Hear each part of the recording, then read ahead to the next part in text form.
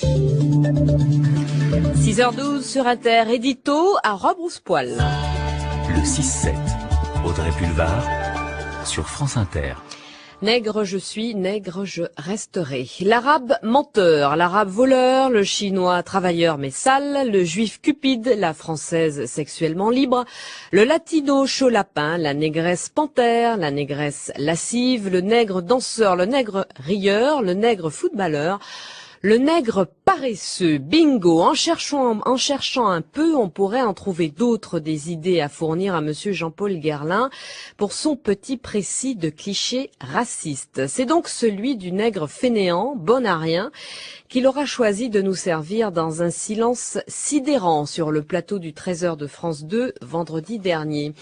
J'ai travaillé comme un nègre, je ne sais pas si les nègres ont toujours tellement travaillé, mais enfin...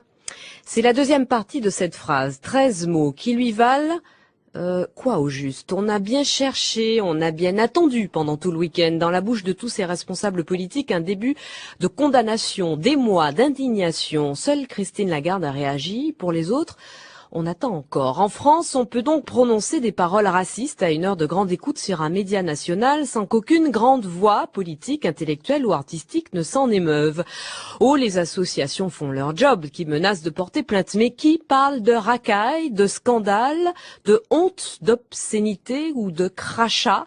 Le crachat que ce très distingué monsieur Guerlain a jeté à la figure, non pas seulement de tous les noirs d'aujourd'hui, mais surtout, cher monsieur Guerlain, sur la dépouille des millions de morts à fond de cale, à fond d'océan, déportés de leur terre natale vers le nouveau monde, ces millions de personnes asservies, avilies, déshumanisées pendant 4 siècles, réduites au rang de bras et de mains destinés aux champs de coton, aux champs de canne, à la morsure du fouet ou celle du molosse, tous ces esclaves vendus comme une force de travail. Tiens, pas des hommes, non, ni des pères, ni des mères à qui l'on arrachait leurs enfants pour en faire d'autres bêtes de somme.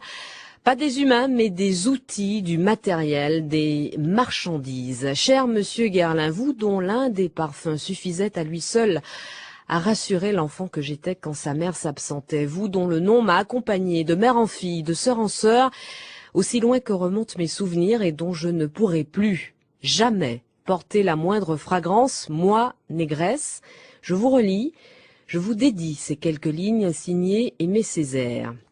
Vibre, essence même de l'ombre, en elle, en gosier, c'est à force de périr, le mot nègre, sorti tout armé du hurlement d'une fleur vénéneuse, le mot nègre, tout poicre de parasites, le mot nègre, tout plein de brigands qui rôdent, de mères qui crient, d'enfants qui pleurent, le mot nègre, un grésillement de chair qui brûle, âcre et de cornes, le mot nègre comme le soleil qui saigne de la griffe sur le trottoir des nuages, le mot nègre comme le dernier rire vêlé de l'innocence entre les crocs du tigre, et comme le mot soleil est un claquement de balles, et comme le mot nuit, un taffetas qu'on déchire. Le mot nègre, dru, savez-vous, du tonnerre d'un été que s'arroge des libertés incrédules.